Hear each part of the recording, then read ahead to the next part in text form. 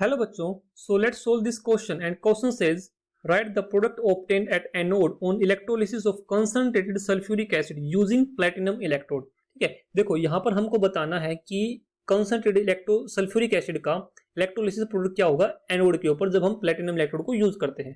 तो चलिए इस क्वेश्चन को सोल्व करने की कोशिश करते हैं। So the key concept in this question will be of electrolysis. Electrolysis का क्वेश्चन है, ठीक है।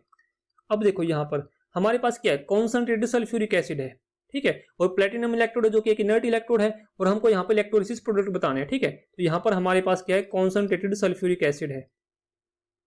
अब हमको पता है कि जो H2SO4 है वो कैसे डिसोसिएट होता है, H2SO4। अब कॉन्संट्रेटेड का मतलब ये है कि यहाँ पर H प्लस आयन की और सल्फेट आयन की कॉन्सेंट्रेशन ज्यादा है, ठीक है। तो H प्लस आयन कुछ इस तरह से डिसोसिएट होगा, 2H पॉजिटिव आयंस और सल्फेट आयंस, यानी कि हमारे पास सॉल्यूशन के अंदर सल्फेट आयन और H प्लस आयन ज्यादा होंगे, ठीक है। अब हमको पता है कि जो हमारे पास एनोड पे और कैथोड पे ये प्रोडक्ट आते हैं, यानी कि एनोड पे ऑक्सीडेशन होती है और कैथोड पे क्या होती है, हमारी रिडक्शन होती है।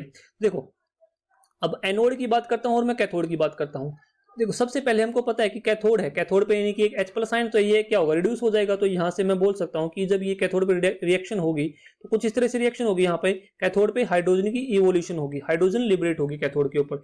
और यहाँ पर एनोड पे क्या होगा, एनोड पे हमारे पास सल्फेट आयंस है, क्योंकि हमने ले रखा है कंसंट्रेटेड सॉल्यूशन, ठीक है। तो एनोड पे क्या होगा, हमारे पास जो सल्फेट आयंस होंगे SO4 नेगेटिव, ठीक है, ये क्या होंगे, यहाँ ये किस में कन्वर्ट हो जाएंगे, S2OH2 नेगेटिव में कन्वर्ट हो जाएंगे, ठीक है। तो यहाँ से हमको यहाँ पर क्या मिलेगा, ये 2 इलेक्ट्रॉन है। तो यहाँ पर हमको एनोड पे तो ये आयंस मिलेंगे और कैथोड के ऊपर हमको हाइड्रोजन की इवोल्यूशन देखने को मिलेगी, ठीक है। So this will be the electrolysis product. So I hope this understood very well.